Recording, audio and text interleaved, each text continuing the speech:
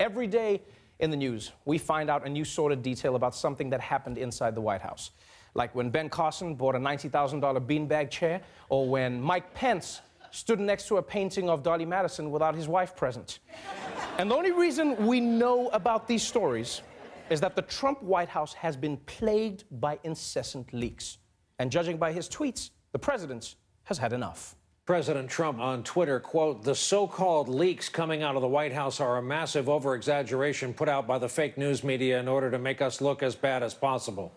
With that being said, leakers are traitors and cowards, and we will find out who they are." So if I understand this correctly, Trump says there is no problem, and the people responsible for that problem, he will personally disembowel. Is that what that means? Yeah? You can't say there's no problem and also that you're solving the problem. Everything works perfectly down there. Then why are you popping Viagra? I just like the taste. Minty. Now, President Trump is particularly mad about this latest leak because, amazingly, it's made the White House look even worse than usual.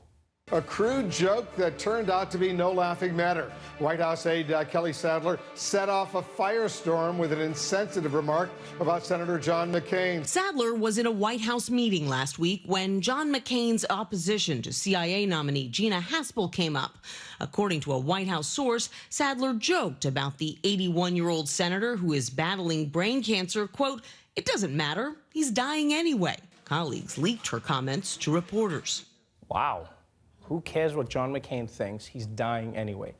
Joking or not, you've got to admit that's in pretty poor taste. And this wasn't an isolated incident. You have to understand, Trump and McCain have had beef for years now.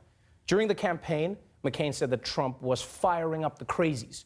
So Trump fired back by dissing McCain for having been a prisoner of war. Then when Trump became president, McCain killed his healthcare plan. And then, even from the hospital, McCain attacked Trump's CIA nominee and said that Trump wasn't invited to his funeral, which you have to admit is the highest level of diss possible. To uninvite someone to something that you're technically not even really going to be at. I'm not going to be there, but I don't want you there anyway. And now, like, personally, I would want Trump at my funeral because I know that he'd hate being at an event that wasn't about him. You know, he'd be like, "I can be in a hole too, folks.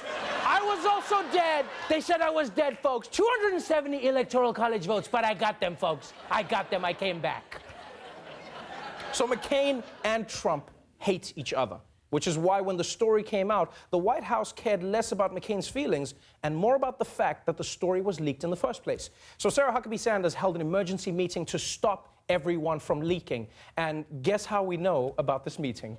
Funny thing, over the weekend, there was this meeting on Friday. Sarah Sanders, press secretary, has a meeting, starts the meeting saying, "I know somebody's going to leak this," then goes on to condemn people for leaking that comment that press aide made about John McCain. And within hours, it's leaked by a group of people that included several leakers. So now, the leakers are leaking leaks about a meeting about what leaked.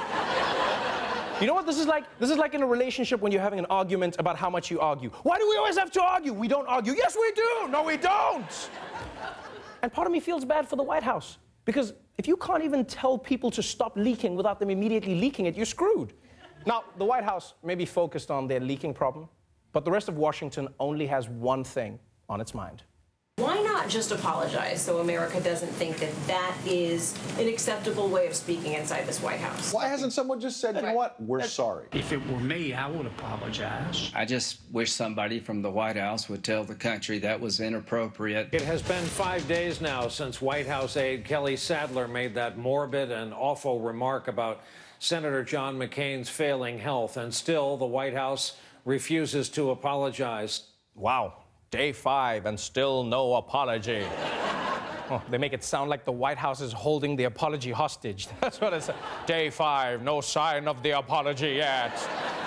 It feels like if this goes on for long enough, Quincy Jones is gonna have to make one of those tribute songs to help get the apology out, you know? It's like, "Apology, we miss you. We wanna set you free." Be like, "Apology, I need you now. Apology." I love those songs. It's true. If the White House had just apologized, this story would be dead, and they wouldn't have to worry about it. And they don't even have to mean it. Like, they could just be like, hey, we regret that this joke was made and the aide has now been reassigned. Move over there. They've been reassigned. There, it's done. But instead of apologizing, they're digging in their heels. We've heard a lot about White House aide Kelly Sadler and her comments about Senator McCain. Does she still have a job? I'm not going to comment on an internal staff meeting. Following up on that question about Kelly Sadler's comment, does the White House not think that you need to condemn these remarks or comment? Again, I'm not going to validate a leak one way or the other out of an internal staff meeting. You know, I understand what's happening here. In Trump's world, if you apologize, you're admitting that it happened. And for Trump, that's a sign of weakness. But here's the thing. Just because it wasn't meant to get out, doesn't mean you can expect everyone to act like it didn't happen. That's not how this works. Like, imagine if someone tried this technique in court. Be like, defendant, how do you plead? I plead that y'all were not supposed to know nothing about my drug dealing, so I'm not gonna validate that with a response. Yeah, you're getting life.